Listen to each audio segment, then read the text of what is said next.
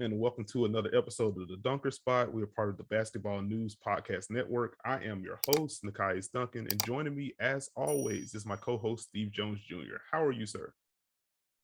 Doing well, doing great. Happy to be here. Excited. Just excited in general. Thank you, Dunkers, for embracing your bounce. Always a pleasure to be here with you. Hashtag Big Fry in the building. This is awful. Man irresponsibly ordered 6 large fries instead of actual food. We'll talk about that at a later date. But did you eat all the fries? Like what happened there? I got a refund on my Postmates order because you went full K word on them. I did not go K word on them. However, I don't like this bit at all. We're cutting the cord on this one very early. But no, just for some background, over the weekend, I was hungry late at night, so I decided I'm going to Postmate some McDonald's. You can judge my food choices at a later date. At any rate, I ordered some McDonald's. Like, let me get a nugget meal from McDonald's. And instead of getting a nugget meal, I got 4 large fries. And I look at the bag and I'm just like, I feel like I'm being trolled because I don't know how you confuse a nugget meal with 4 large fries. And so, like, first I try to call McDonald's, like, hey, is there something I can do about this? And like, I don't get an answer, which is like, okay. First off, we are you tried to call McDonald's late at night. Yeah, like it just, in hindsight, I'm just like, that's probably a waste of time. But, closed mouths don't get fed, or they get fed a bunch of fries, apparently. So I don't know. That is a pull-up jumper with 19 on the clock that hit the side of the rim. I didn't love it. At any rate, just a lot of French fries. I didn't like it. Anyway, the NBA released the list. This is the 75th anniversary of the league. So they listed their 75, well, really 76 greatest players of all time. It ended up being just the original 50 plus 26 names being added. But among the list, did anyone stand out to you that surprised you that you made it? Any snubs on your end? Well, the first thing I'm happy is they kept the original 50 and they built on that. I thought that was the right move to make. I'm glad Dominique Wilkins got his due. I'm glad Bob McAdoo got his due. I was a little surprised with the amount of current names. I'm not sure why, but it makes sense since the 50 had a blend. And if you're going to expand it, you might as well honor the guys now. So seeing someone like Dame get a nod was pretty cool. Those kind of things, I like that. Dennis Rodman, Gary Payton, showing the respect. As far as snubs go, I know a lot of current players are hot. Clay, Draymond, you guys will be there in 25 years. Don't you worry, pals. Don't you worry. Dwight. I was on the fence with Dwight. I feel like Dwight turning into a clothesline machine probably got him off this list. The antics. His resume. I mean, his resume is his resume. But he'll probably get added on. I thought Manu might have made it. Just because of his overall impact, winning championships. I guess maybe T-Mac. But it's top 75 all time, so I can see how he might get moved. But he's really good. It's a top 75 list. All these players are great. That's true. Like, Tracy McGrady is my favorite player of all time growing up. So, like, I would love to see him on the list. I understand why he didn't make it. I did not get the Dwight Howard erasure because the resume speaks for itself. And I can't remember who sent out the tweet, and I ended up including the stat in the article. I ended up writing about it, him being snubbed at basketballnews.com. So check it out if you haven't already. But I think Dwight was one of 33 players in NBA history to have at least 8 All-NBA selections in their careers. And of those players, Dwight Howard was the only player not to make the list. And I'm just like, how does that happen? 8 all-star teams, 8 All-NBA berths, 3 Defensive Player of the Year awards, like led a team to the finals, wins a championship. And it's just like, that's an easy top 75 case to make. like at a certain point, just say you don't like him, which I mean, that's your prerogative. But like, don't. There's no basketball argument against him not making the list. Is this Bill Walton slander? I don't. No, I don't think it's Bill Walton slander. Do not align me with that opinion. I see the trap that you're trying to set. I am going to dribble away from it. I'm going to make the outlet. We have a 4-on-3 now. Well, absolutely not. I am not being aligned with that. At any rate, Dwight's case is, well, I thought it was airtight, but he didn't make the list. So it was just weird to see, like, while it's cool to see like Anthony Davis acknowledged or Damian Lillard acknowledged, I'd look at the resumes from all three guys and I'm just like, Dwight has the best one. So I'm not sure how those two were added and he wasn't. Like, they're deserving, but Dwight was more deserving is the way that I would phrase it. So that was really the biggest one that stood out to me. Like, I hear the case for Draymond. I hear the case for, again, like T-Mac talked about a little bit earlier. Kyle Lowry's another interesting one. But again, like, Dwight was a top 3 to 5 player at his peak. That there's no reason for him to not make that list. Probably recency bias. Probably fell through the cracks. And you talk about maybe adding some guys who had played, trying to get your current guys in. He probably just slipped right through. It's unfortunate, but I don't know. I guess there are more pressing issues in the world than getting upset about. I personally did not expect Dwight Howard campaigning at the start of this podcast. You know, like, it's a new day. I'm excited. It is a fact, the new day. Like, I feel like half of my Dwight Howard discussion is like, why does he foul so much? Why is he doing this? Why is Dwight Howard the way that he is? And then also, like, again, Dwight Howard in totality is a first ballot Hall of Famer. So I think it's fair to acknowledge one side of it while also acknowledging the other side of it. And it feels like only the Dwight's annoying side was acknowledged when making this list. So I don't know. I'll tell you what, this man has mastered the antics, though. We'll say that. He has. I don't know how he does it. Every year he adds a new wrinkle. Which is kind of cool, because the thing about Dwight was, hey, he probably should stop trying to do all this stuff offensively and just realize screen, roll, rebound. And he did that. But then he was like, I'm kind of bored. I'm going to just be a heel all the time. And he won a ring. The Lakers were like, hey, chill, man. Like, I'm like, he honed his tactics and came back ready to go. There we go. Like, love is too strong a word, but like, I appreciate the shift in which it feels like the first half of his career is like, I want everyone to like me. And then people started disliking him. It's like, wait, why don't y'all like me anymore? Please like me. And now it's just like, you know what? I'm just going to hit people. If this is what it is, cool. I'm going to hard foul. I'm going to shove people on your team. I'm going to shove members of my own team, apparently, with him and Anthony Davis getting into it for whatever reason. Just the Dwight Howard experience is an interesting one, but still one that deserves to be recognized as one of the 75 greatest players in NBA history. Anyway, we are past opening week of the NBA season.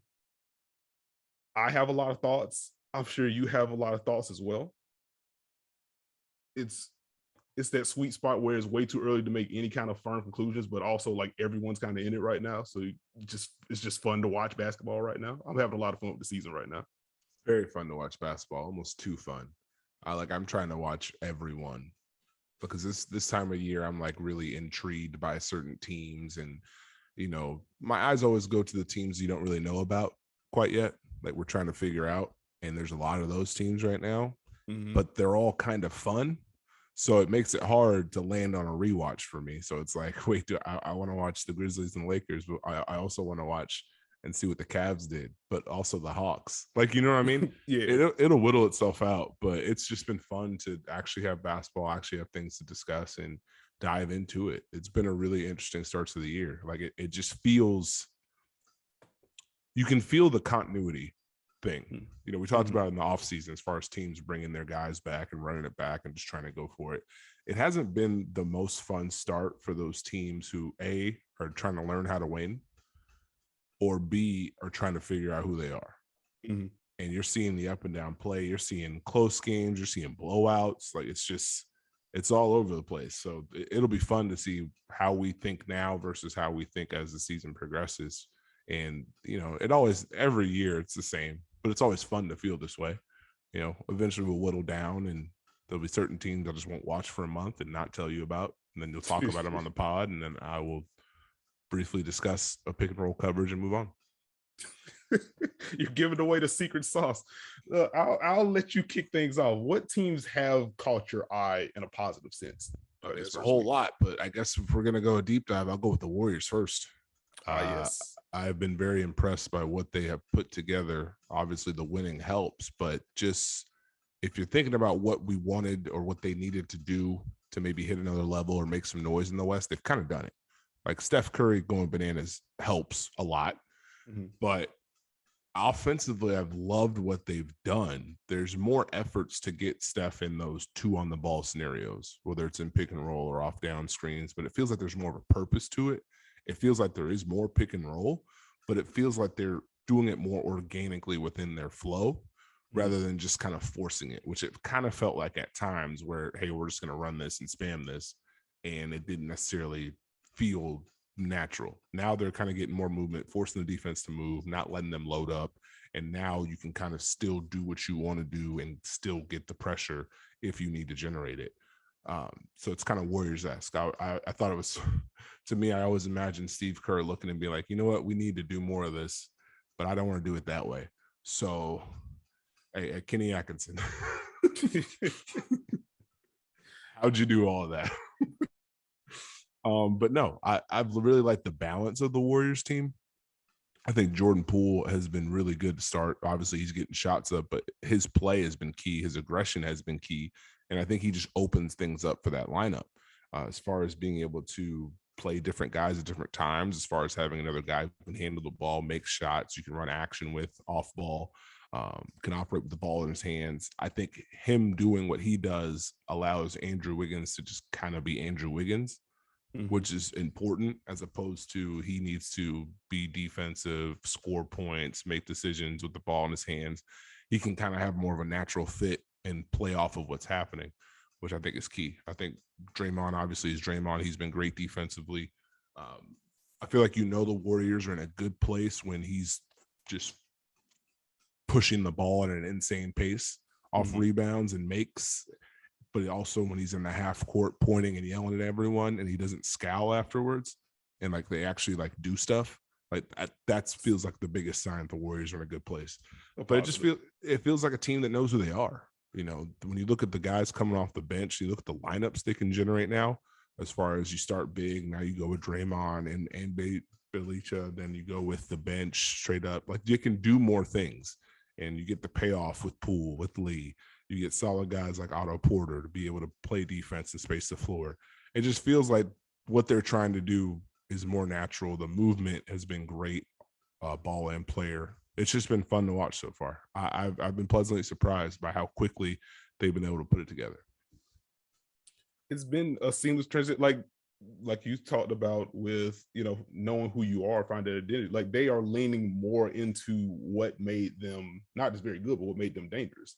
Like I think them being able to get into more small ball alignments helps them. Like, not to say that Kevon Looney hasn't been good when he's been on the floor, because he has. Like the screening, the chemistry he has with Steph, with setting the screen or you receive a handoff, kind of handle things above the break and then flip his hips, get a guy contact, rolls to the basket, whatever. But when they're able to go Draymond at the 5, or when they're able to mix in be elites at the 5, when they're able to play those two guys together, like everything just seems to make more sense now. I feel like there were a lot of moving parts for the Warriors last year in which you wanted to have some of that beautiful game. This is stuff that we talked about on the podcast last year, to where they want to have Steph kick off possession, kick it off, he relocates, you get the regular hand back in the corner that you're used to seeing during that title run for them. And like Kelly Oubre couldn't get it down beginning of the season. Andrew Wiggins couldn't really find the flow early.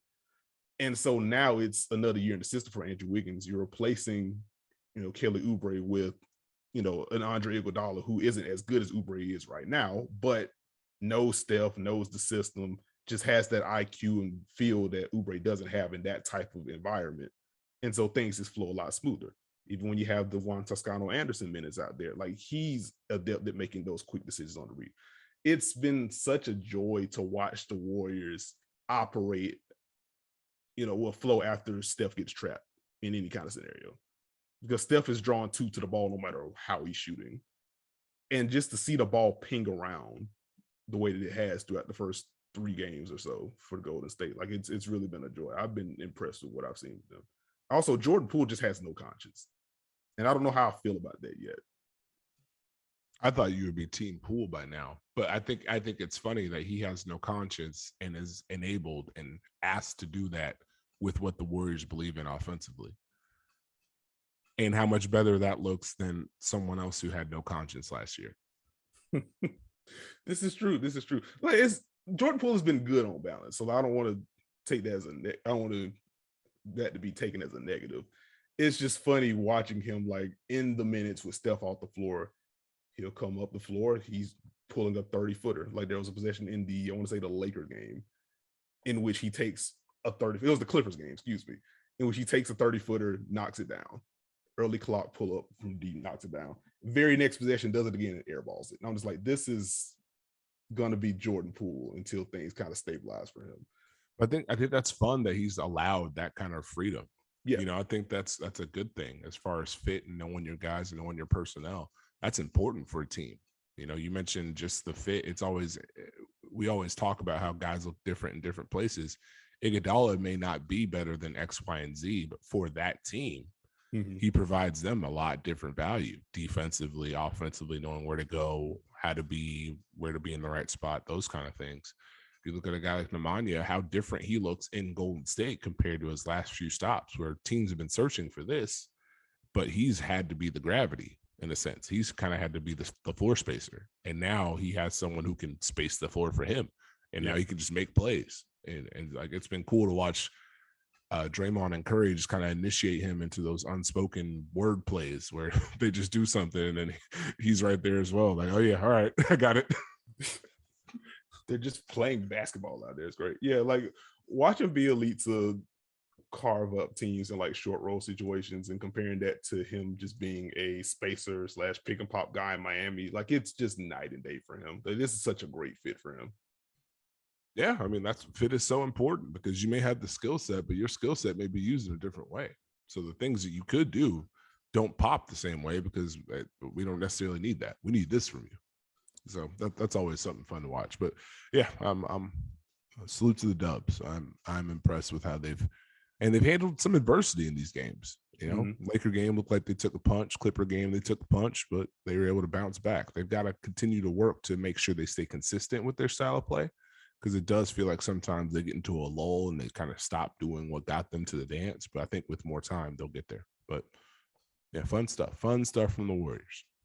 Love watching the Warriors. Speaking of a fun team, I'll go to the East Coast. The Charlotte Hornets are incredibly fun. They're also good right now.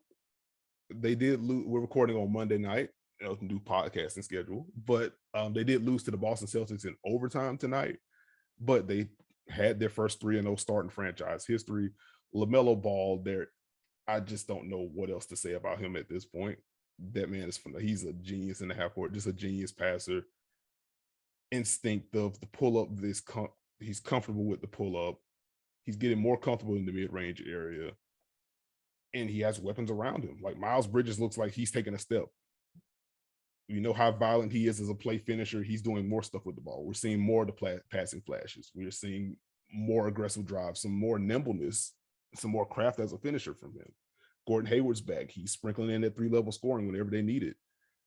Ish Smith might be he's not the 6th man of the year candidate. You shouldn't have a 6th man of the year front runner like a weekend. But Ish Smith has been very good for Charlotte coming off the bench, just pushing the pace, timely buckets. The pull-up jumper, which looks weird, is going right now. We'll see how long that lasts. But he's still getting to the rim whenever he wants to. I am enjoying virtually every part of this Hornets team. I can't really get with the big man room right now. But outside of that, nah, that's direct shot at Mason Plumlee. That's not even slander. There have been a lot of direct shots at Mason Plumlee throughout the first week of the season, but wow, all right. I had to throw it in. No, like in all seriousness, I'm still trying to get a feel for Mason Plumlee with this team, because in theory, I understand what he provides. Like, he is a good screener. He is a guy that you could run some actions through in the high post because of how well he passes the ball. And defensively, he knows where to be in the drop. It's just been very hit or miss with all of it, though. The finishing has been very hit or miss. In the Celtics game tonight, at least 2 goaltends, just barely missing out on some blocks there. But it's just been an experience. And with Mason Plumlee, Mace is Mace. And the good thing for Charlotte is he has the role and he has the opportunity. And with minutes, you can get the best out of him, if that makes sense. Mm-hmm. So, like, even when we had him in Brooklyn, we had him starting over Brook Lopez for a while. And people were looking at it sideways, but it was like, this is how we get the most out of him. Like, we're going to get the most production and the most good stuff if he's consistently engaged in those things. I like what he does as far as adding a drop to their defense and taking away some of the forced rotations that they got themselves into. Now, they're still active. They're still all over the place sometimes. Don't get me wrong. But if he can kind of lock in and be a little bit more solid in that area and they can navigate more screens, they'll take more pressure off of them. It feels like, and this probably isn't the best night to say that considering what they give up, 140, but it feels like there are more possessions where their opponent is fighting the clock rather than missing shots, which I think they have size, they have length, that they can just lock it down as far as not having to fly around all the time. They'll be good to go. But I like Mace. Mace is not going to be the Blake Griffin of this year, by the way. I'm not doing that. I'm not going to force you to defend Mason Plumlee too much on the podcast. But, like, it was just, that was kind of a question mark for me heading into the season, as we talked about during the Southeast Division preview pod. I guess you just feel it a little bit more tonight with PJ Washington out with an injury. And so now it's Mason Plumlee and you're relying on Nick Richards too. To his credit, Nick Richards looked pretty good tonight coming off the bench. This is very Dunker. This is very Dunker spot, but Nick Richards, I was impressed. Hey, those weak side rotations, blocking shots at the rim, little switching activities, some communication. I was impressed. Those are the things that can get you at least 6-8 years in the league if you do them every night. There you go. Nick Richards talk on the podcast. This is exactly what the Dunker spot is for. But like, it's the center room and it's just the defense in general. I do agree with you. It's nice for them to have a little bit more scheme versatility. Again, that's going to be reliant on whoever's at the 5. That's Plumlee, that's Richards. If Carey gets some burn, if PJ Washington comes back, I was surprised that he's coming off the bench this year. That was not a lineup change that I expected.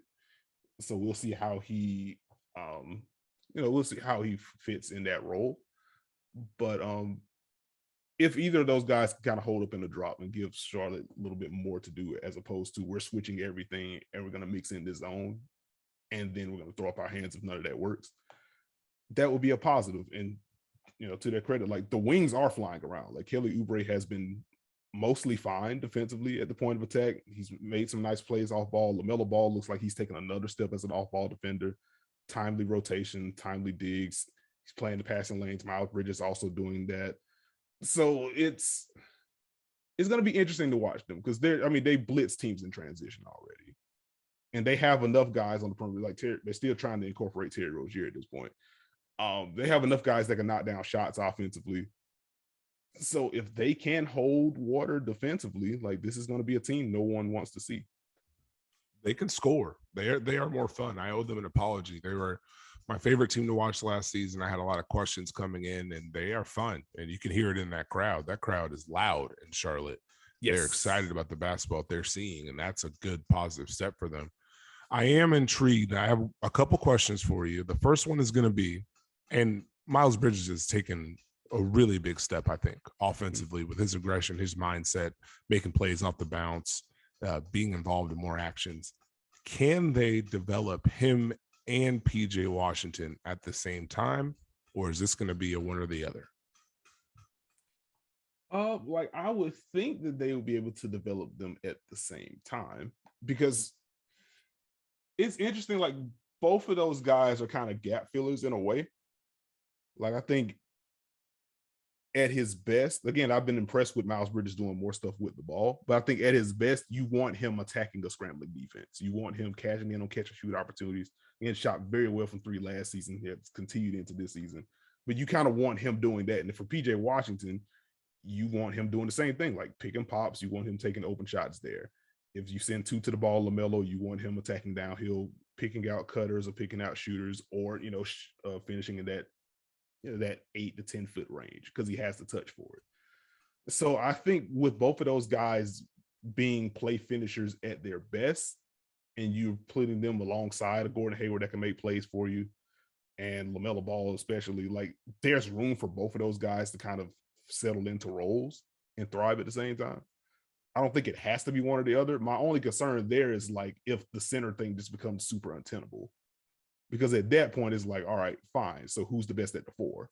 And Charlotte's starting Miles Bridges right now. And so in that case, it's okay. Can we move PJ before we have to pay him? Can we move PJ for a more of, for a five that better aligns with where we are right now?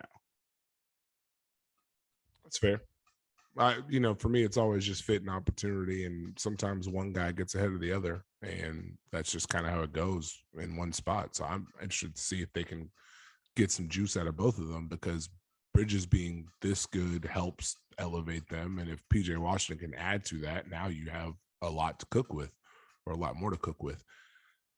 My next question was going to be, do you have any concern about their offense in close games? We just saw the loss to Boston where they had control, lost control, got control again, and then fell apart late. Mm-hmm. Fourth quarter, it's hoping Gordon Hayward makes a shot. It's hoping LaMelo makes a shot.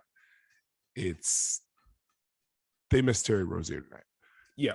And it was very clear in the fourth quarter that they didn't necessarily know where to go to get a bucket.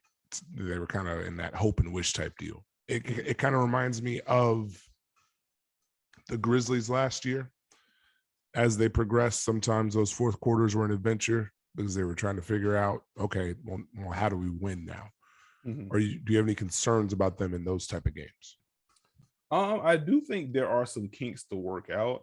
As you mentioned, like they do miss Terry Rozier. Like he missed the beginning of the year, came back, and now he's out again. So that's another guy that can just knock down a pull-up for you at the end of the clock. I think my concern is similar to last year in that regards, where it's like, okay, who is the rim pressure guy on this team? And I'm not sure who that is right now outside of Ish Smith. Which, I'm about to say Ish Smith. And so, like, I mean, Ish Smith cooked at the end of the Brooklyn game on Sunday. So, like, he can give you that on a random night. That's not, you don't want Ish Smith to be your clutch guy. I'm sure he wouldn't mind it, but that's just not where you want to go if you have like serious playoff aspirations. And so it's encouraging that LaMelo is getting downhill more. Like he drew a lot of fouls in fourth quarter and overtime, but like he's still trying to find his way in that area of his game as well. It became, particularly in the overtime, it became kind of a switch / mismatch hunting thing for him, where he's picking out Robert Williams and he's trying to boogie on him in that way. And so he's still trying to find the balance between, let me dictate this matchup, let me get to my spot, let me get to the rim, let me draw help. And this is year 2 for LaMelo. So like he's not supposed to have it all down right now. But if it's not LaMelo, it kind of has to be Gordon Hayward. And if Gordon Hayward can't get to the rim consistently, and Boston they do have wing defenders. The defense, we'll talk about Boston a little bit later. But there wasn't a natural like pocket for Gordon Hayward to attack tonight, which I think led to more of the pull-ups, more of the contested shots, more late clock shots for Charlotte, because there just wasn't anything obvious for him to attack in that way.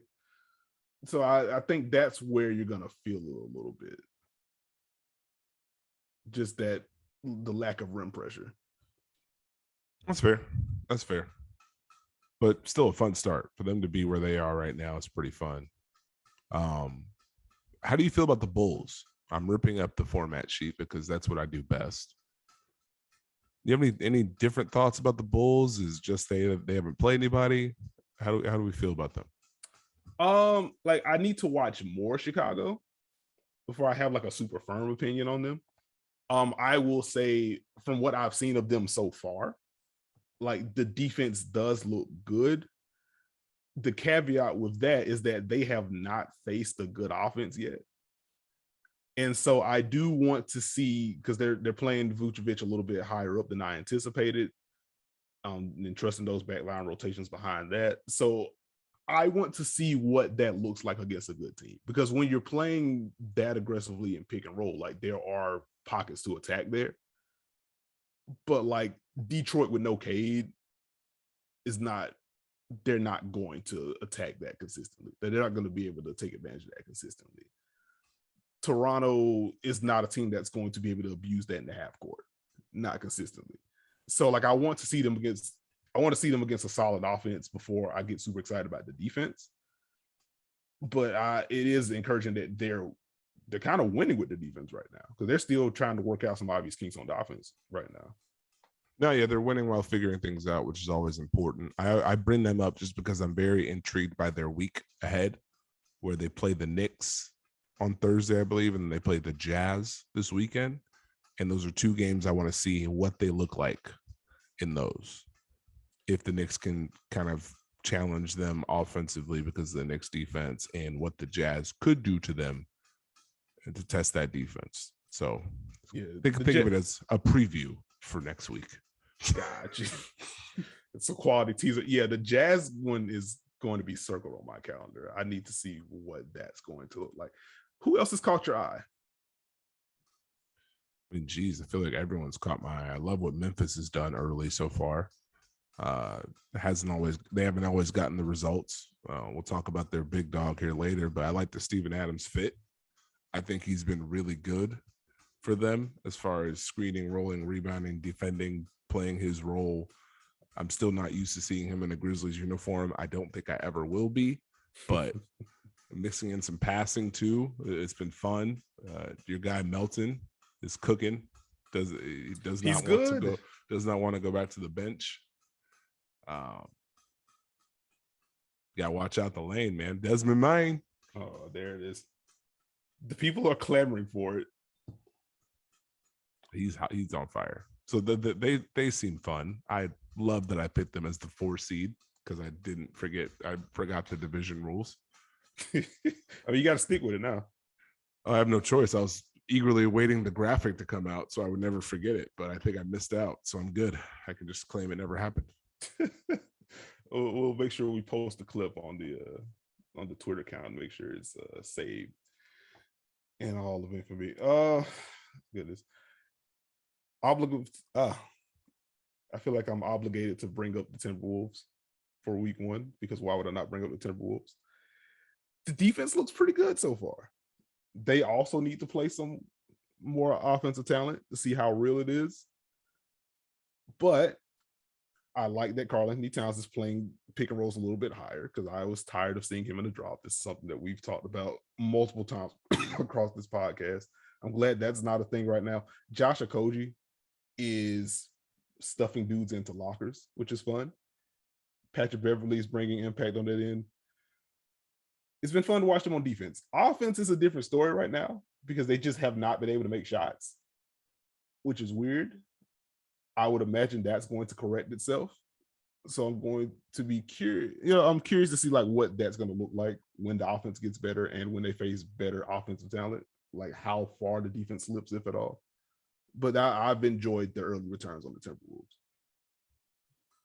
Glad you have. I'm going to break up everything on this pod and breaking news. Ricky Rubio and Campazzo getting into a spat right now. That sounds about right. Sounds like the beef we never knew we needed. Campazzo and Rubio. Like Campazzo had to start it, right? Oh, he tripped him. There it is. Okay.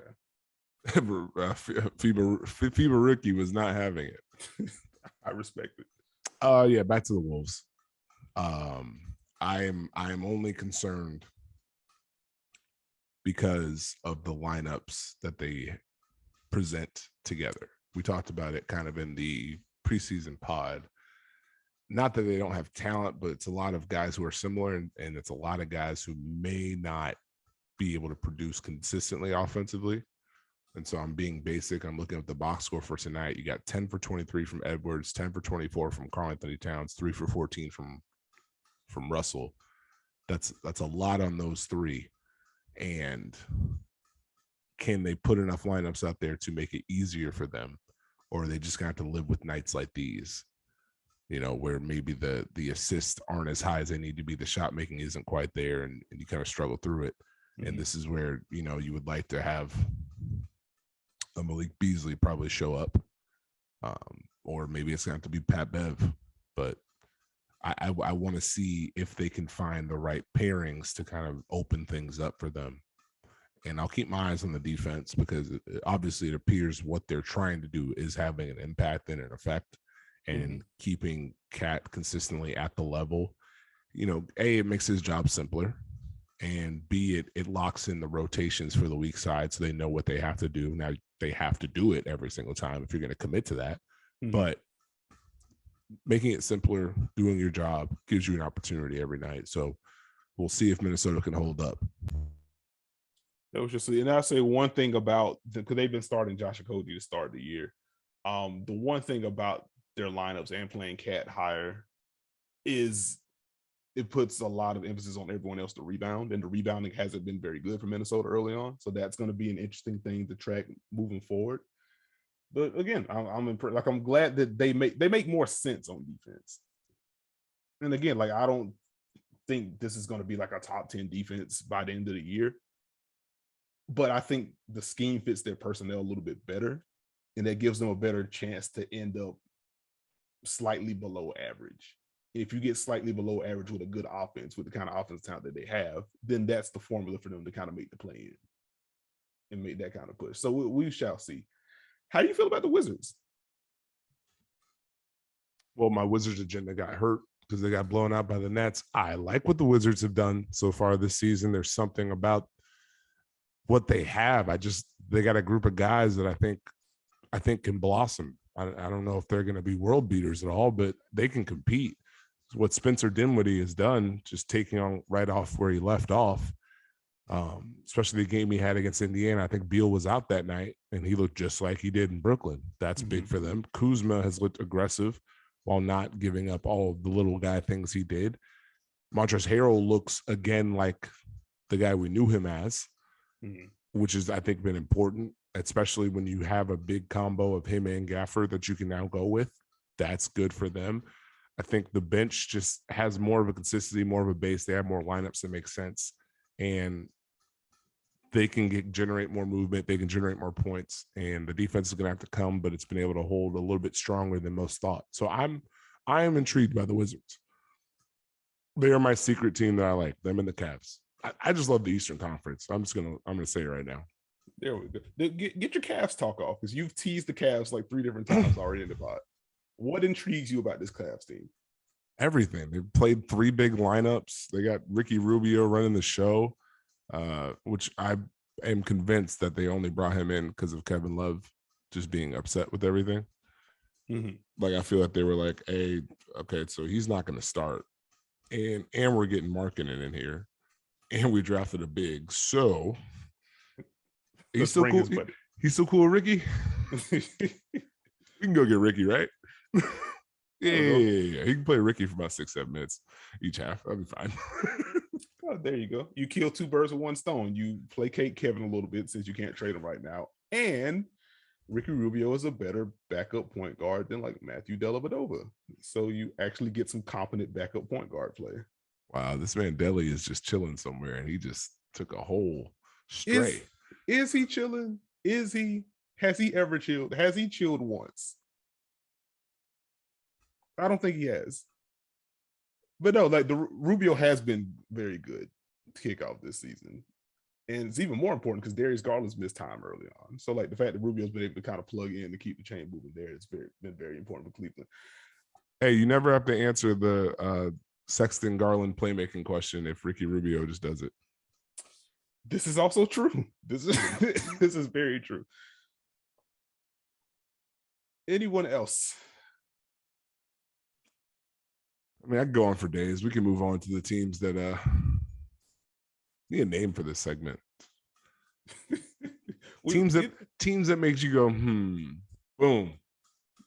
Pay that man. There we go. Quick nod to Miami's defense, which has been pretty darn good in the early goings of the season. But yes, teams that make you go, like Boston won tonight, but they're my number one team right now. Because the defense has just not been where I thought it would be with personnel that they have. Like Robert Williams has been kind of a mess in space. Al Horford, when he's been available, has been tasked with switching, and it hasn't been great. Like Jason Tatum hasn't been super locked in defensively, which I expect that to pick up. I think he's just having one of those early season random spurts right now. It was nice to see him just kind of go off tonight against Charlotte. He really had the shot going, knocked down some threes, knocked down some tough side steps and stuff, got to the rim. So the offense coming around, I would imagine he's going to have some better defensive effort. But like, that's been weird. I'm just trying to find what Boston does consistently. Like the defense hasn't really been there. Offensively, they're still not getting to the rim consistently. And that's with the addition of Dennis Schroeder. So like team-wide, that still hasn't been there. They've just been a funky watch for me so far this year. They have Jason Tatum and Jaylen Brown. That's what they do well every night. Jaylen Brown taking a leap, by the way. Sheesh. The handle looks better, and that's opening up everything else.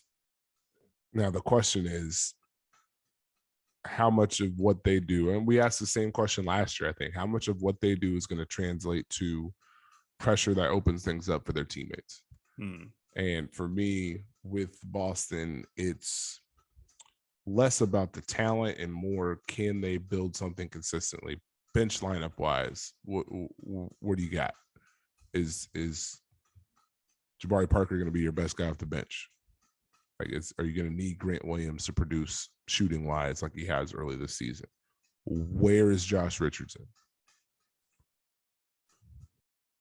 I'm trying to hold on to Josh Richardson to stop, but good Lord, man, you got to make shots.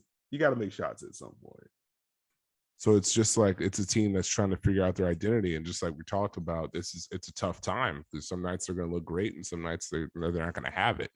I think Robert Williams has shown a good amount of big man defense, good amount of rebounding, good amount of rolling. But now, can you integrate him into being a switch guy? Can he guard guys in space and still hold his help defense responsibilities and recover and keep the ball in front? You know, can you get the pressure from Schroeder with the starters? You know, because those two guys are going to need the ball in their hands. Tatum is making quicker decisions. He's been tough. But how many shots is he going to have to take? Can Schroeder get in the lane? Can Marcus Smart find ways to contribute without some of the Brad Stevens plays? You know, that kind of deal. They're kind of a work in progress. And so I feel like it's going to be really up and down until they can find that, kind of hit their rhythm, or at least get someone on the bench to start producing. I guess we'll just have to see. Like, I wish there has to be a way for them to generate a little bit more rim pressure than they do. Because, like, Dennis can't be it. And I think, especially tonight against Charlotte, like, Jason Tatum did get downhill a little bit more. But you just want it to be a little bit more consistent. Like, I just want that to come together. And I think, like, if you could just consistently have Robert Williams and Al Horford healthy, I think it'd be easier for Ime Udoka to figure out, like, how often can I play these two together? If they do play together, what defensive coverage am I running with them two on the floor together? And if I'm splitting them apart, how are we balancing the scheme versatility there? So just having them consistently should help on that front. But I don't know, like they've just been weird to me. And the other team I had was Brooklyn, which again, they got the win over Washington tonight. But there's just been a lot of weirdness in Brooklyn. Like, the defense hasn't been great. The offense has not really been able to generate consistent rim pressure either. There's been, some chirps around James Harden, him not getting to the free throw line, how much the rules play into that, how much of it is him, whatever. I feel like he's leaned a lot on the floater this year. And we're working with now a 4-game sample. So, like, this isn't a big sweeping conclusion or anything like that. But he has leaned on the floater quite a bit. he's faced two very good defenses early on. And he's seen different coverages that are taking away some of his easier reads. So I'm not super concerned about James Harden, but like his weirdness offensively has contributed to their slow start this year. And so I think, one, you got to see what's up with Harden. The Kyrie thing is kind of hovering over all of this, but at this point, it's fair to expect him just not to be there for the foreseeable future. So the hard thing is going to be something to track. What lineups they put out is going to be something to track. That they changed the starting lineup this year. They pulled out Nick Claxton. He has not been good to start the year, which hurts my heart. But oh wow, I forgot to tell y'all early in the pod, Nekias has returned back to his white tank top form. Okay. Some would call his most powerful form. And I don't know about that. After 17 episodes of arguing about Brooklyn bigs, he has stated Nick Claxton has not been very good, and I'm confused, folks.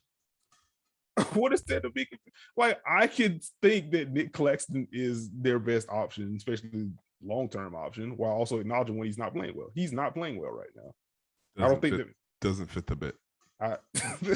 I'm sorry to disrupt your bit, but I still very much believe in Nick Claxton, but he has not been good. Like, I certainly understand why Steve Nash like, you know what? Let's go with Blake. Let's get some more Bruce Brown out there. Let's do some different things. Let's switch it up a little bit and see if we can get something else to work, because this button right now is not working. Long-time listeners, he just said I could fully understand how he went with Blake. We have come a long way. Okay. I think with Brooklyn, probably if we had to list a disappointment offensively, that doesn't feel like they've had that same kind of rhythm, that same kind of force from last year. Even we saw it in the preseason as far as spacing and just being able to generate that kind of pressure on teams. It's kind of felt very A to B to C at times, which you have the talent and that's going to happen. But I think they'll work out the kinks there. I think lineup wise, they're just trying to find their way, which is important because they're going to have to figure out exactly what's going to be their best groups, but they're definitely trying to play a lot of guys. You know, we talk about that big man room. It's really crowded right now, you know, to the point where Bruce Brown wasn't even playing and it caused an uproar, which I never really understood. I think it was pretty clear Steve Nash was trying to see, hey, what do I really have in these guys? What combinations of these guys are going to work? I know what I'm going to get from Bruce Brown. I know what he can do. We enhanced him as a quote unquote big. We know what we have there. You know, what are we going to get from Paul Millsap? What are we going to get from James Johnson? Who can they play with? You know, what's LaMarcus look like on that 99 up basis? How's Blake going to look? Those kind of things. They're trying to answer those questions. And then bench wise, you have just a few guards who could contribute, you know, between Javon Carter and DeAndre Bembry. I mean, there's minutes there. They can contribute on both ends of the floor, but which one do you go with? You know what you have in Patty Mills and what he can contribute, and he's been on fire to start this season. Yes. So for me, with Brooklyn, it's can they get their offense back up? Can they find their lineups and then build the consistency there? Apparently, I can speak. Jeez, that's one of those things where I'm just trying to figure that part out. And that's the questions I have with the other team I was going to talk about. But I think Brooklyn will be okay. They're just going to have to figure it out here early, which, again, is tough right now because the league is hungry and there's a lot of quality teams out there. Yep. Like, they're one of the teams, like, we kind of know who it's a weird thing with Brooklyn in which we know who they are with the kind of top end talent that they have and the role players that they added. But they're also very much trying to find themselves still. Like, they have they added a lot of talent over the offseason, drafted some talent over the offseason. And so, you know, we know what the expectation is with Brooklyn. And I think, you know, with Kyrie being out, that kind of throws some of the hierarchy out of whack. Again, now you kind of, you know, when they made the Patty Mills signing in particular, that should have been luxury for them.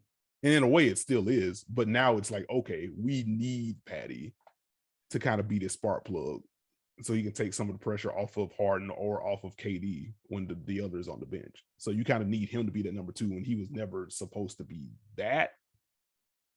So like it's just like, again, I don't have any long-term concern about Brooklyn. Like, you know where I stand with them in the hierarchy of the East, but like I don't think anyone should be crying like the sky is falling because they're 2-2 right now. Like that's not a big deal to me.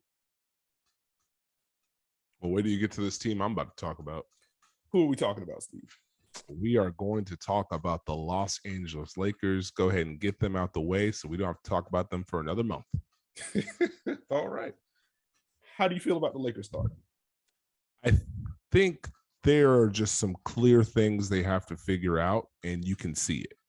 You can also see the potential if they do figure those things out, but there are some question marks. And I think this is a team that generally has a base they can rely on. You know, it's either been defense or, hey, we can score, we can figure some things out.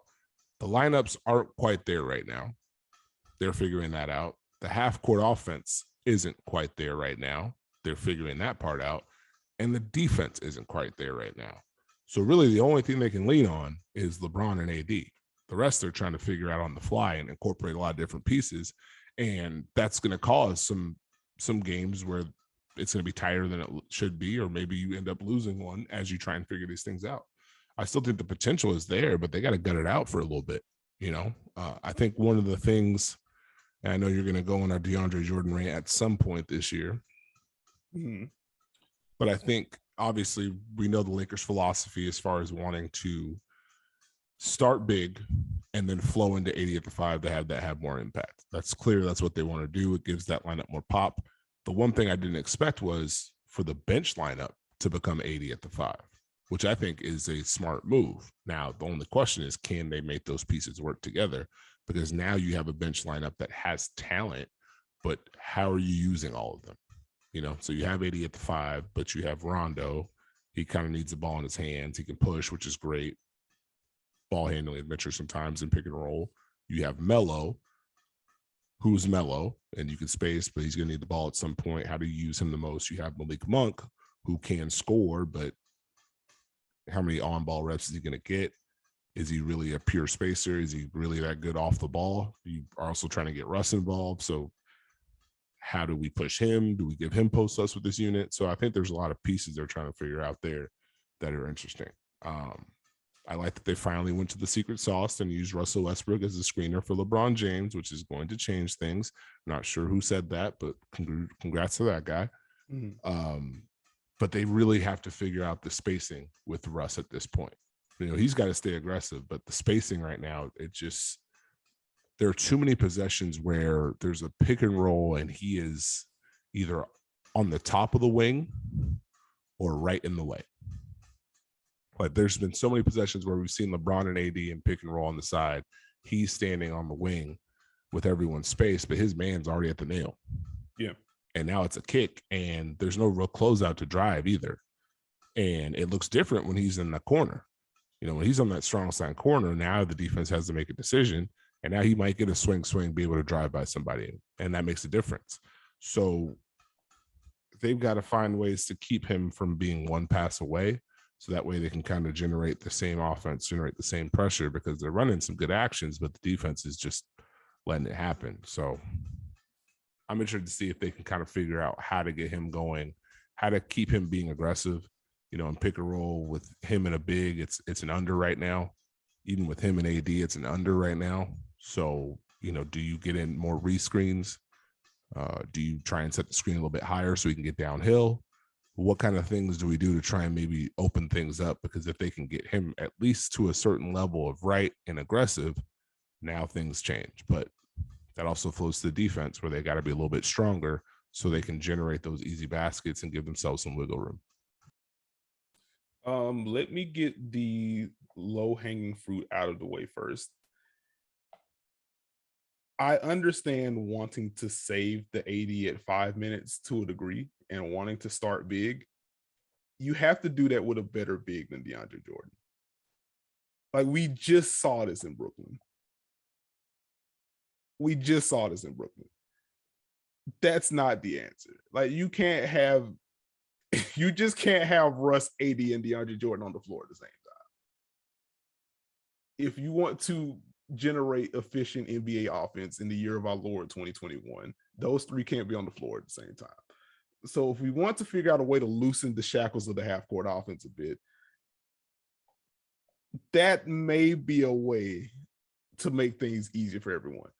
To the spacing point with Russ, I agree with you, and I'm glad that you brought it up with him being one pass away. Like, I think the idea of having Russ one pass away is that if someone rotates over early at the nail, cheat over, then Russ can kind of catch the ball on the move and attack. And he is still pretty good at operating in like those tight areas and getting to the rim and finishing there. But like, it's so cramped, and like that's a tight rope to walk. It's a tough needle to thread when doing that. And that's further exacerbated when you want that to be the option for Russ, while you also have a traditional 5 on the floor when they're trying to operate those actions. So like, you're forcing him even more into a phone booth on those looks. So I am with you, like spacing him in the corner and allowing him to attack there. If they cheat off of him, it makes a little bit more sense. I will shoot Frank Vogel a little bit of bail in terms of the lineups, because they are missing some ball handling right now.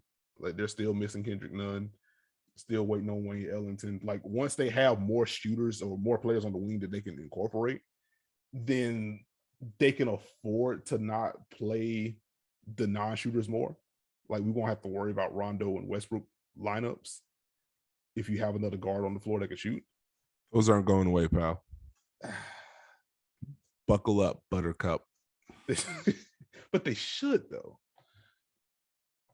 They should, though. But I will say, like, once Frank Vogel has a little bit more lineup versus, like, the lineups aren't super versatile in part because he doesn't have a bunch of options right now because of health. Now, once everyone's healthy, if we still see some bad lineups, then it's like, okay, Frank, what's the move here? What's happening? But like, he does deserve a little bit of leeway with that.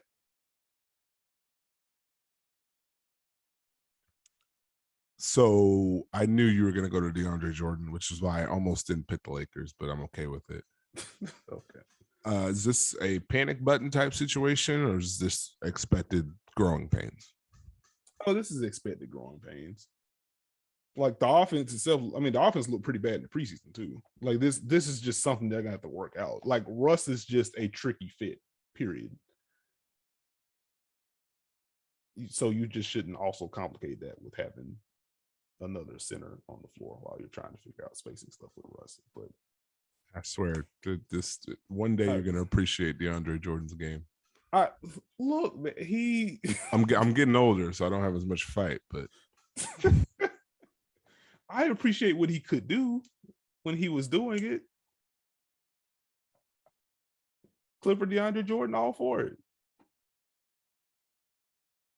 But he's now the Brooklyn Nets / Los Angeles Laker version of himself, and that person is a tricky fit with the rest of the roster, is, I guess, the nicest way to say it.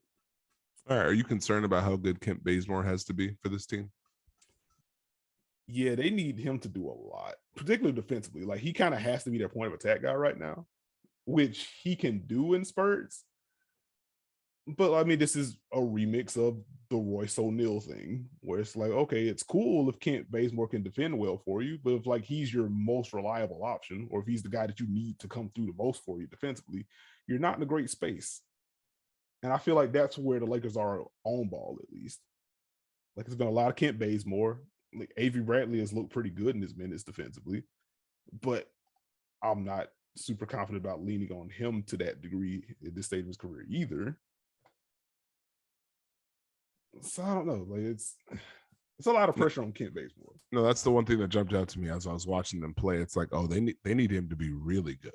Like, and I think he's done a fair job so far, but like, there's little wiggle room for him as far as missing open looks, and there's little wiggle room for him defensively. Like, he kind of has to be that guy, and that's a lot to ask, like, consistently night in, night out.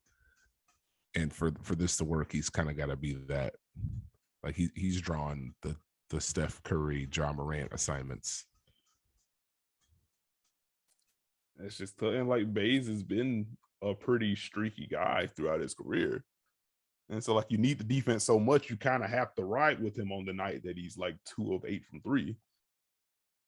So not the best spot. Again, once they get a little bit healthier, like, I think that's where a guy like Trevor Ariza comes in particular.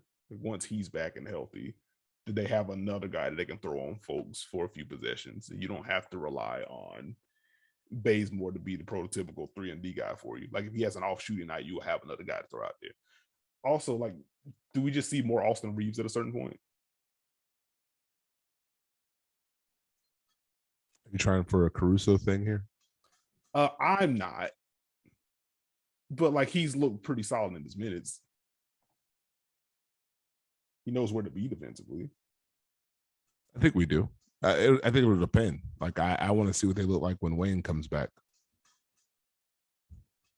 Personally, we are a Wayne Ellington fan club here at the Dunker spot, but I do think. I mean, one side of the ball is going to influence the other, right? Because I mean, if they're able to get more efficient offense in the half court, then the other team's pulling the ball out of the basket more, and you don't need your defense isn't going to be in much flux. They're able to set up a little bit more. No, yeah, that's the crazy part. There's going to be a lot of fireworks around them, but if they can figure out at least one piece of it, it'll flow to the rest of it. Like even if they're just, hey, we're really good defensively, we've seen the Lakers have success with that while they figured out the other end. Or even if it's, hey, we're really good offensively, okay, now you have wiggle room defensively, or maybe you get more stops and can run and figure out the offense. So it's going to take some time, but at least they know exactly what they have to fix. I guess what I would say is the positive, as opposed to maybe a scenario where you have some early success and now these awards pop up later.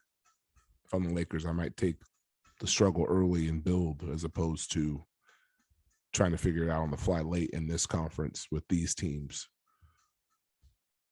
Makes sense. Before we move, I have one question for you. Ooh, the remix. The remix makes sense. Makes sense now. We're doing a little bit more realistic. This is on a different team. We talked a lot about. We just talked about the Lakers defense. Where are you at on your Portland Blazers? It's a mixed bag right now. The effort is there. The activity is better. I'm talking purely defensively right now, which is good. But scheme-wise, if you're going to be at the level, they're doing a better job of defending like the initial pick and roll action. Mm-hmm. So like the initial set, hey, we're good. You run double drag, we've got it locked down, we're good. Now it's the recovery aspect they have to start to master. And the issues that I'm seeing is closeout based. Like, hey, we defended the set, now we get beat, now more help has to come, and now teams are either kicking or driving again, those kind of things. The play outside of the play has been hurting them a lot, which, hey, the effort's there. I mean, we've seen plays where three guys are flying around to try and get a kick, and that's positive. But at the same time, some of your lineups have to be more solid. And so if Covington's getting beat off the dribble 10 or 12 seconds into the clock, and now your defense has to recover from that, it's tough. And they have a yin-yang lineup wise where you can tell the defensive energy raises whenever they have Nance and Zeller and Nasir Little out there together. It picks up, but then the other end of the floor, are they still able to generate the same looks?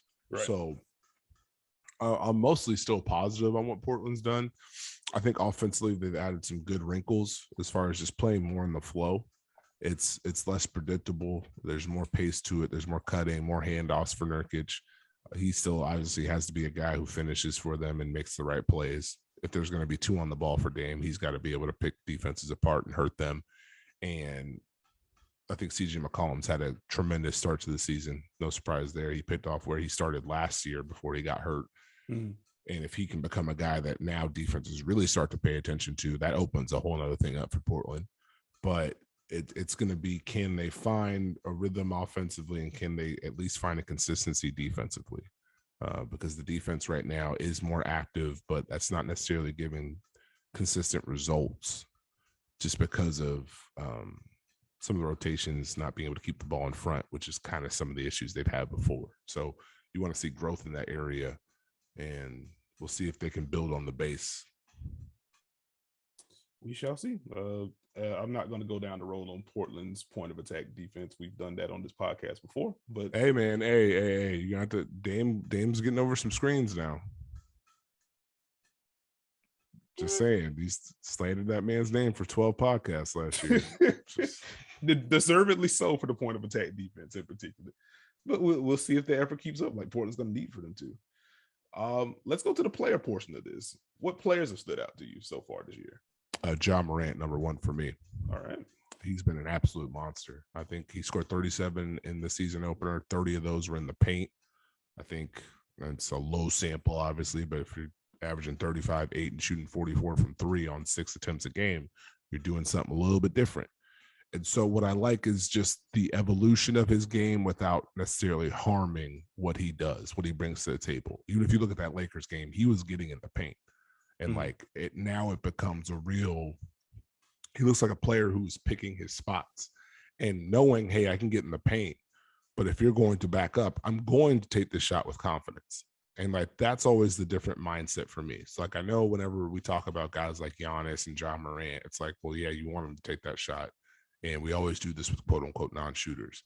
Well, there's a reason why, because if those guys go from, I'm taking this shot because you guys are leaving me open, to I'm taking this shot because I know I can make it, that's a different shift.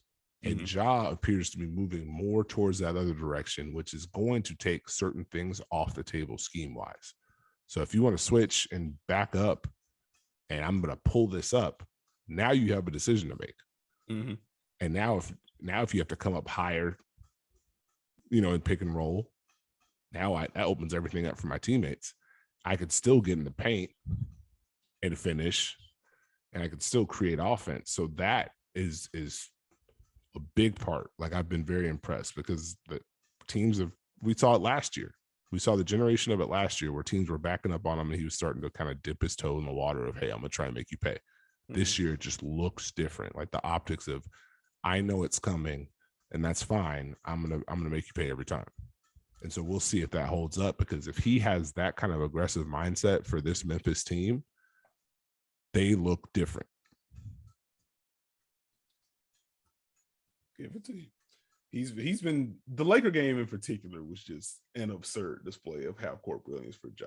I mean, had the jumper going, got to the rim going 100 miles per hour. He'd slowed it. Like, I think that's been the most impressive part for me with Ja Morant earlier in the season. Like, he is doing a better job of pacing himself in the half-court. So I do feel like, the first couple of years of his career, like, it did feel like it was a lot of, I'm going to 100 miles per hour.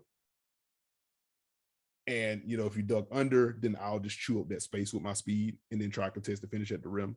Or if you go over, then I'm just beating you to the spot and I'm getting up and finishing at the rim, which is fine because he's good enough to do both of those things.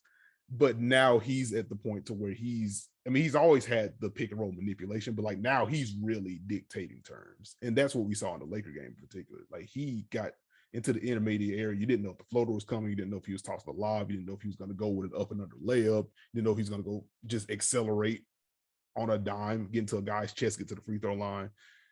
You combine that kind of craft, that kind of timing with, the newfound comfort in this pull-up jumper. He's becoming scheme proof in a way once he gets that kind of comfortable, because now, if you go over the screen, he can just beat you to your spot. Or if you rotate over too aggressively, he's going to pick out passes. If you dug under, he's comfortable chewing up space, or he'll go to the pull-up. If you switch against him, you can't give him too much space. Can you pull up, play him too tight, he gets to the rim. And, if he's able to he's going to be able to force rotations regardless of what scheme you're throwing out there at a certain point. And once you get there, like, Ja's in a different tier at that point. And so I've been very impressed with what I've seen from Ja. First guy on my list was a Cleveland Cavalier, because this is the dunker spot. So, of course, we're going off the cuff. Jared Allen has been fun to watch. He is finishing just about everything. He's been incredibly active defensively. They've mixed having him in a drop. We've seen a couple of switches. We've seen him play a little bit higher up in the screen. He's swatting shots. He's getting deflections. He's running big pick and rolls. He's on the other side of big pick and roll. Like, it's just been a lot of Jared Allen. And it's nice to see him have this kind of start to the season after getting the 5-year, $100 million contract. Well, I've been very impressed with what I've seen from Jared Allen so far. Is it weird we spent most of the preseason talking about, boy, I don't know if they can make Evan Mobley and Jared Allen fit, and they both are playing really well, as well as like 19 other bigs for Cleveland? Yeah, it's been funky. Like, to that point, like, I didn't expect Kevin Love to be playing. Like, I very much thought he was going to get the John Wall and Houston treatment, where it's like, you know what? Let's just not do this. Let's try to figure something out. But like, I dare them to try to do that with Kevin Love. I mean, that's just the direction I thought they're gonna try. I mean, they've been trying to trade him for what feels like 5 years at this point. So I figured it was gonna get to that point. But again, to your point, like, you trade for Ricky Rubio to give him a little bit more incentive to be out there. But no, seriously, that Jared Allen has been incredible. Good timing as well. The Cavs are up 14 with 2 minutes left in Denver, which feels like a very classic early season loss for Denver, all due respect. But also, we're probably going to talk entirely too much about Cleveland. They might be my Wolves this year. I see. This is reminiscent of when we started the podcast last year, and the first part was like, hey, Cleveland randomly has a top 5 defense right now. That's pretty cool. And then Larry Nance Jr. gets hurt and everything just kind of fell apart from there. But anyway, to that point, I have not watched this game, obviously, because we're potting, but Jared Allen does have 21 and 16 and he's converted 10 of his 11 shot attempts. And he was shooting about 81% from the field heading into tonight. So my guess is that he's got a lot of slips against Denver's aggressive pick and roll coverage, but I'll see the film tomorrow. Shout out Jared Allen. While we're on the topic, shout out to Ricky Rubio. Again, I like his playmaking, like what he brings to the table with that size. If they're going to play in a drop, that's going to open up things role wise. He can operate more with more units and kind of keep them structured. You don't have necessarily the size concerns that you have with their other guards when you're trying to run certain actions or sets. And it just, everything runs a little bit smoother. He's actually making threes. Like, Ricky Rubio always tends to thrive in this role. Like, it's crazy. He's just really freaking good at basketball. Give me the rest of your list. CJ McCollum has just been an absolute bucket to start this year. And I wanted to just point that out because when it gets in, I'm going to say the thing, when he gets in his bag. There it is. I don't know what you do. The step backs, the jab and J's, the fadeaways, the pull-ups, the floaters. He's given all of it this year. And that makes things really tough. Because if you're a defense, you say, we'll play a drop against him. And if he keeps shooting like this, you're not going to be able to. And if you're not able to, that opens up a lot for Portland. So I respect to CJ McCollum for his start. I want to throw that out there. Let's see. I'm going to give a quick shout out to Alex Caruso as well. We asked, hey, who would get the slot with the top 4 in Chicago? And clearly the answer was Alex Caruso. I looked up in their first game, and here he is defending Jeremy Grant down the stretch. And that's where I was like, okay, I see exactly how they feel about him. But no, his point of attack defense, screen navigation, he's been in the right places. He just helps kind of fit things together, and it's key. It's clear he's going to be a key part of what they're trying to do. And the last guy I was going to shout out was Will Barton, just for continuing to evolve and actually somewhat make some plays. I'm glad he's some back. assists going. So it's good to see him healthy, and this is a good opportunity for him to continue to grow. So salute to him. I had some rookies, but can't do that today anymore. Got to tease it.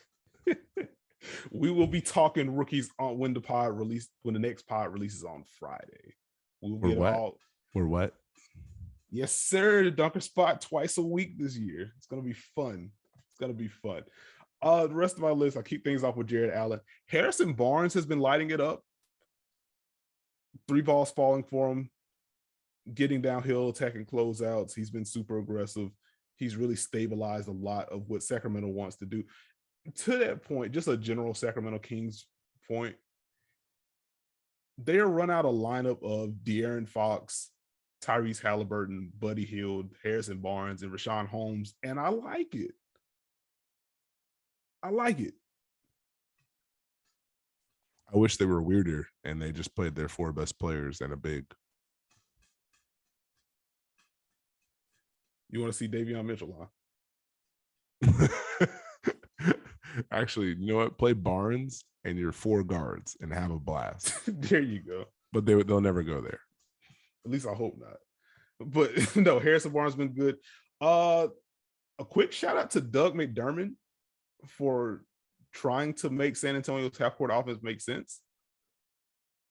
He has been the guy that's been scrambling defenses in a way, just because he has so much gravity coming off of screens. I like the way San Antonio has used him in some of their sets. Traditional pin downs, they've used him as a screener. Like, he's been a screener in double drag sets. Like, they run some veer stuff for him. Like, he's been pretty good at it role. He's shooting well from the field. On the Chicago Bulls front, I like what I've seen from Lonzo Ball in the minutes that I've seen him. I have to watch more Chicago, get a better feel for him. But he's been everywhere defensively. He's knocking down threes. They've trusted him with more on-ball creation than I thought they would, considering that they have Zach LaVine and DeMar DeRozan in tow. But Lonzo hasn't looked completely out of place.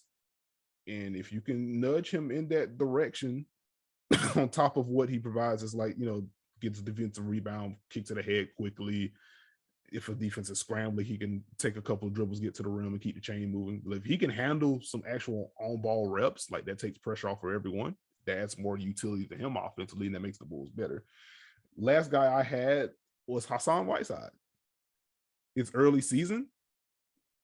As someone that has covered Miami extensively and has, I've seen him his entire career, like, I know what early Hassan Whiteside can look like, but he's worth a shout out right now. He's screening hard. That was my number one question when it was announced that he was signing with the Utah Jazz. I'm like, okay, this makes sense. 48 minutes of Gobert and Whiteside rim protection. But how does he fit into their offensive scheme? How does he fit into all the movement, the decoy action to kick off some of their sets? Like, how is Hassan going to incorporate himself there? And through the first week of the season, he's been very good at all the little things, on top of providing the rim protection, on top of providing the rebounding. Like, he has legitimately come off the bench in some games and have changed quarters with the interior impact that he's had on both ends. So, quick early season shout out. Like, hopefully for Utah, that continues throughout the season. But for now, like, I just wanted to give him a shout. I like it. I think the Hassan fit has worked a lot better than I thought. And as far as lineup consistency goes, that's big for Utah. And I think it's one of those things where they kind of just know who he is and just go do that. Like, you don't have to do anything else. And hopefully he's maybe gotten to the point in his career where he realizes, okay, this is what I do. Mm-hmm. Probably not, but we'll see. We shall see. All that front, there are some players that I want to see a little bit more from. Top of the list now is Nick Claxton. Like, the start of the year for him has not been very good. He's still trying to figure out some of the pick and roll chemistry with James Harden early in the season. Defensively is where I'm just concerned. The power matchups, like in the season opener, you got Giannis. Like, I knew that wasn't going to go well because he's just not that type of defender. But like, some of the switches for him haven't been clean. Like, he's been blown by a little bit more than I would have liked. He hasn't really made an impact on the glass the way that I'd like him to. It's just been a bad start. Again, I'm not giving up on Nick Claxton. Still very much president of the fan club. I think he's going to be good long term. But like, this start of the season is just not it. Like, I was surprised that he started game one, just because of how Brooklyn was kind of shifting the lineups around during the preseason, and with them adding the veterans that it did. Like, I just kind of assumed, all right, they're going to start Blake, or they're going to start Aldridge, kind of have some size up front, and then kind of mix and match early in the season. He got to start from game one. So he had ample opportunity. This is something that I've been clamoring for on the podcast. Like, hey, Clax the guy, Clax is the guy, Clax the guy. Give him more minutes, give him more minutes. I'm concerned about the minutes with the guys they added. He starts, he hasn't produced. It's disappointing. He needs to play better, play with more force. Like, one thing that's still kind of ringing in my mind is during the season opener where Stan Van Gundy is panning his effort on defense to where he's not closing out hard. He's just kind of in no man's land. Just like, if you're not going to do that stuff, why are you on the floor? Like, that can't like, energy can never be a question for Nick Claxton. If it's, hey, there are just some strength matchups that he can't handle, then the physical is the physical. It is what it is. Effort should never be a question for this guy. So I want Nick Claxton to be better, man. He can be better. We've seen him be better. Tap into it. I feel like I'm in Bizarro world. I don't know what to do with my hands right now, folks. The hashtag is big confused. I'm a bit confused. Like I expected better. Just to reel off the rest of the list, I quite literally want to see more from PJ Washington since he's been out, but it has been a cold start to the season for him. Again, kind of surprised me that he started the year on the bench. I didn't expect Miles Bridges to get the starting role at the 4 alongside Mason Plumlee. So that was interesting. And PJ Washington has shot poorly to begin the year. Now he's out. Just want to see more. Like I think things are going to normalize. It's the first week of the season, so no big overreaction, but I want to see a little bit more. OG Anunoby was on my list because the first 2 games of the season for him were awful offensively. This is my most improved player award pick before the year. Wrote an article over the offseason about how the Raptors need to explore what kind of self-creation potential he has. He's been given those roles, and it's been a lot of predetermined looks offensively. It's been some drives in which, he'll utilize his strength to create a little bit of space, and then the lack of vertical pop shines through. It's been some iffy post play that seemed to have improved tonight in the game against Chicago. So it's nice to see him bounce back from the poor 2 games, and now he's looked a little bit better as of late. So he's not firmly on the list at this point, but that was a guy that stood out early. He's like, wait, what's happening here? Why? What are these shot attempts? What are these passing reads? What's going on? So I'm going to be tracking OG. Like I believe in him. I picked him to be most improved player for a reason. I do think a leap is going to come from him. Some early season growing pains for him. I thought you picked Tyler Hero. No. Oh, my bad. But to that point, the Heat's leading scorer right now. Well, I guess we'll see what the averages update to after Jimmy Butler had the night he had against Orlando tonight. But Tyler Hero's been getting buckets. Yes, he has.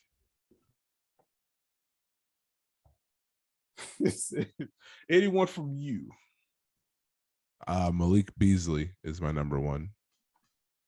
If you're going to be the shooter scorer off the bench, you can't be 2 for 12 to start the season from 3. It's not going to work. And then I'd like to see a little bit more from Kyle Anderson. I know they've made a shift role-wise. Mm-hmm. I thought he was really good for them last year. Can he kind of recapture some of that magic in maybe a more limited role? Because I think he is an important piece and he can help that bench unit. But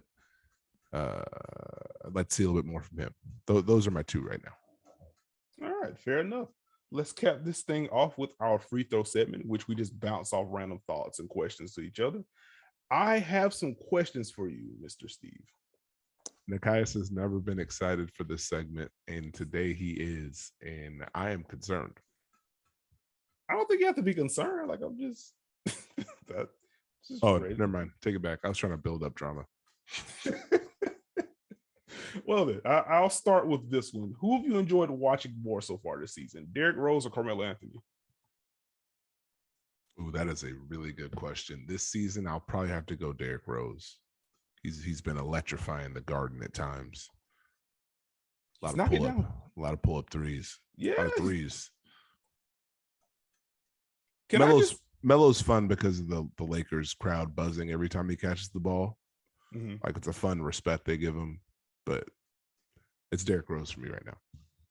Can I just say on a general Knicks note, I have to get used to them like taking a bunch of threes on purpose.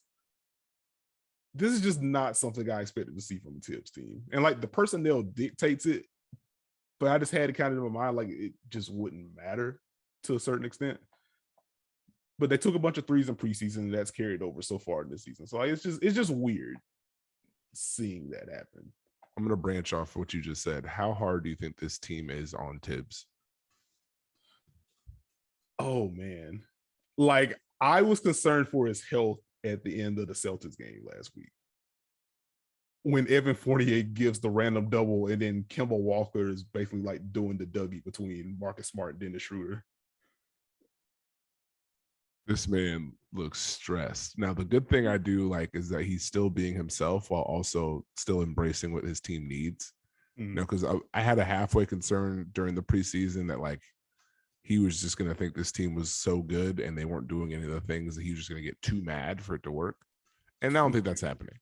because he's letting them play free. They're shooting, they're scoring, but it's like a lot of non-Tibbs type deals, like a lot of threes, a lot of movement. The defense isn't quite where he may want it to be, so I'm just concerned. Like I feel like this man is just like stressed. Like he just looks at his computer sometimes or watches tape and is like, you know what? I respect it. We'll be praying for Tibbs during this season, in which he has a lot of offensive firepower to play with this year. It's gonna be interesting to see. Why did it take 3 games for Russell Westbrook to start setting screens? It's a secret sauce, man. You can't show it off right from the start. You gotta keep some things in the tuck. You gotta hope you don't have to go there. But why though? Like that seems like such an obvious thing for him to add value in the half court when he doesn't have the ball. Because it's not like he's flying off screens like Duncan Robinson. Like again, you're hoping to not have to use it. Like there's things, every coach has things, some pet actions they don't want to have to use unless it's winning time or things just aren't working. And so I'm a little surprised they went to it so early, to be honest with you, but they kind of have to. I mean, that's the thing about coaching in a way. You have a list of things you know will work. You have a list of things you're worried about, and you're hoping you can land somewhere in between. Mm-hmm. And sometimes you don't, and you just got to try and win. There you go. Better highlight reactions: Eric Collins or Kevin Harlan? Ooh, this is a tough one. Pure reactions? Yes.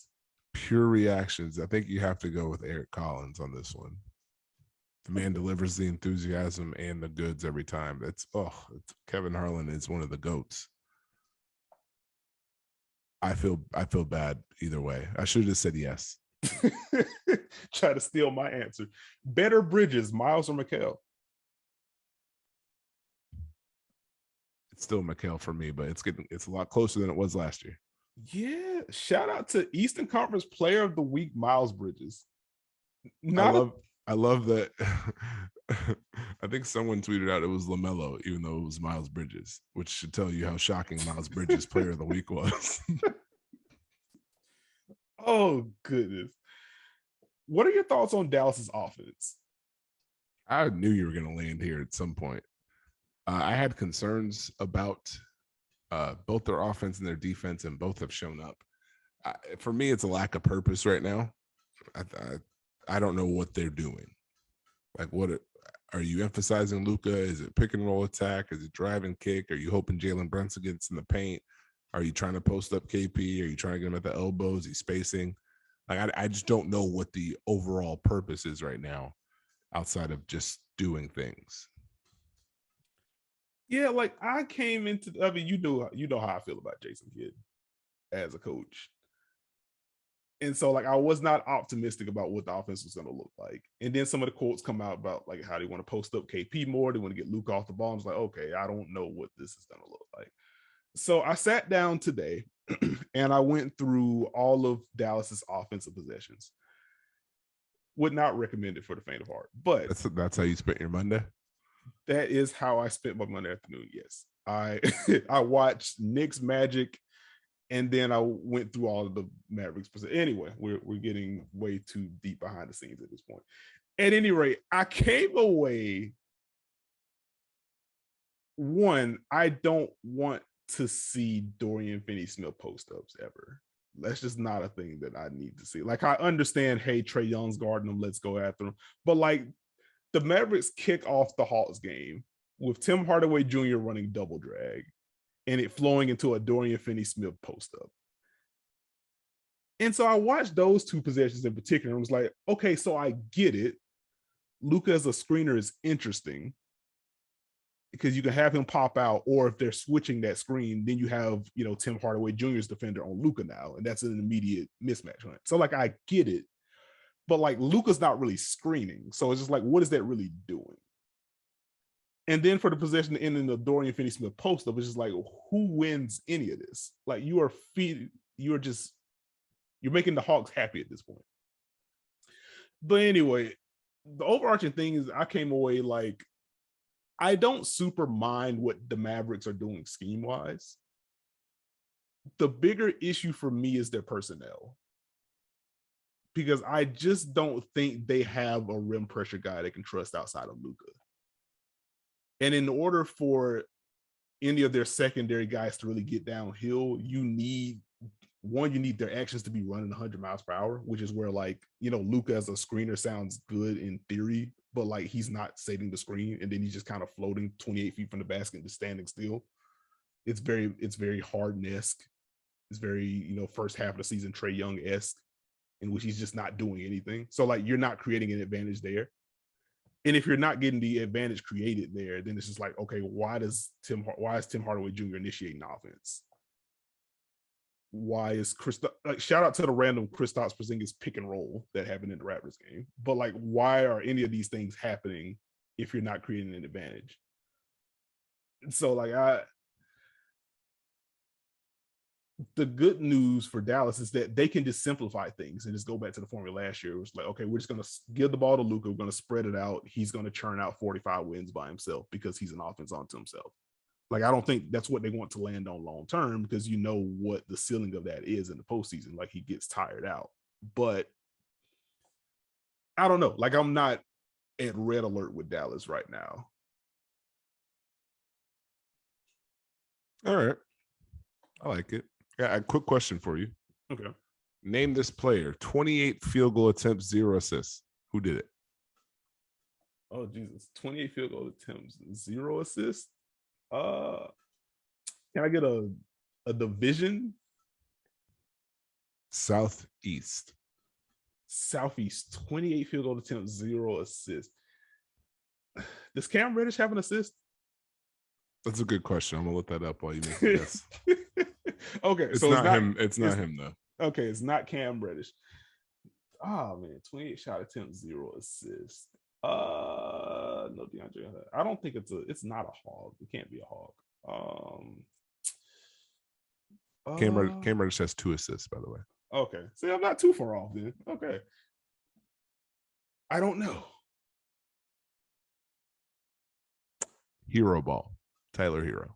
Tyler Hero does not have an assist this year. No. It was in one game. Okay. In Indiana game. 28 field goals, 0 assists. Oh, okay. See, I watched that game. Okay. See, you should have specified me. You set me up. You threw me a bomb at the end of the shot clock. Way more fun that way. Okay. Shout out to Tyler Hero, I guess. That's all I have for you. What do you have? Who's your secret favorite team to watch that you don't necessarily tell anybody? This is a difficult question for you because you always tell people the Magic. But I'm curious, do you have a team that you like, you watch and you're like, think I like them?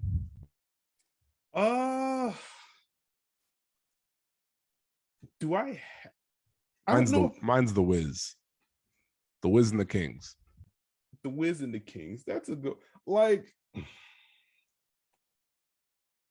OKC has been so bad. Like, that would be my pick, I guess. But like, I can't even get there right now. Just because it's been Josh Giddey is we're gonna say the massive rookie talk for the next pod, but like Josh Giddey has been fun. Shai's been fun at spurts, and like everyone else is just kind of like, this is kind of tough right now. I'll give you my answer. It's Detroit. You like watching Detroit? I always end up watching Detroit. I don't even know why. I feel you. I guess the early season answer for me is Orlando right now, just because I've seen more of the games than a lot of the contenders at this point. And again, that's going to be fleshed out a little bit more on the next pod since they have a bunch of rookies. But quick shout out to Cole Anthony, who is now the best rebounding guard in the NBA, apparently. That's a fun development. But no, like I like watching Terrence Ross just run around stagger screen. That's one thing I want to point out since I watched Knicks Magic today. Oh, when Terrence Ross ran around for an entire quarter and destroyed the Garden? Yes. And it's like they ran the literal same set like 4 or 5 times in a row and got a good shot every single time. And I know Tibbs had to be losing his mind. Told you that man's stressed. Those are my Orlando Magic thoughts for today. All right.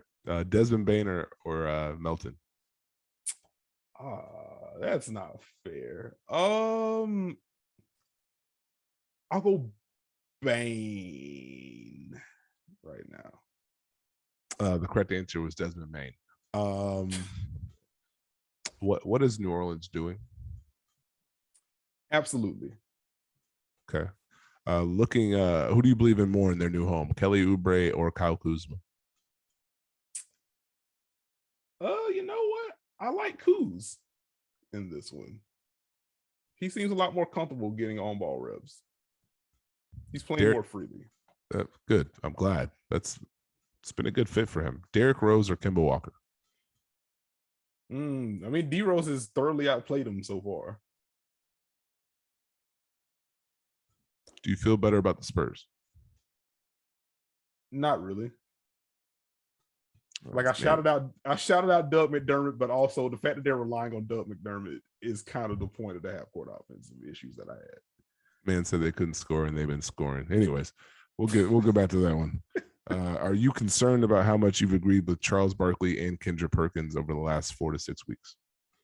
Yes, very concerned. Like, I'm so mad that I have these takes and it's just like I hear them paired up. It's like, I know that you didn't get to this conclusion the way that I did. And I'm sure that comes off as very disrespectful since one's a Hall of Famer, the other is Kendrick Perkins. But like, I don't know. Like I still feel really good about like my Bucks title pick. But like also they're on that side. So I'm just like, okay, wait. Are we sure? Evolution comes to all of us. I don't like it. Is Seth Curry ever going to get his flowers? Let's give him his flowers right now. Seth Curry is one of the 5 best shooters in the NBA. The on-ball creation has gotten better. He's been Philly's second best player this year behind Joel.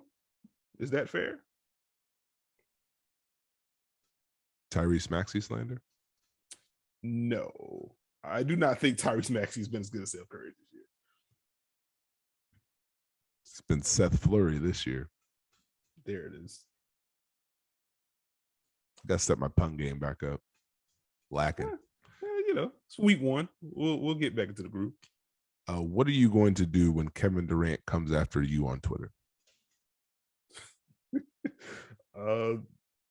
Showcase my vaccination status. Apparently, that seems to be the rebuttal that works. So, shout out Dragonfly Jones. Fantastic Twitter exchange. Forever and always. That man is magician. Dwight Howard or Thanasis? Who fouls harder? That's a very creative question. Like, I think it's Dwight, who also fouls his own team. So I think he gets the edge by default. Does Thanasis play like a running back? Yes. Is Rui Hachimura the next Thanasis Antetokounmpo? Thank you for listening to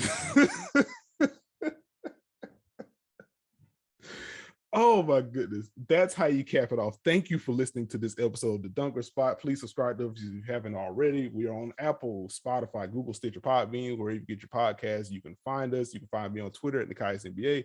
You can find Steve at Steve Jones 20. And with that, we will catch y'all on Friday. Mike Malone is so mad right now.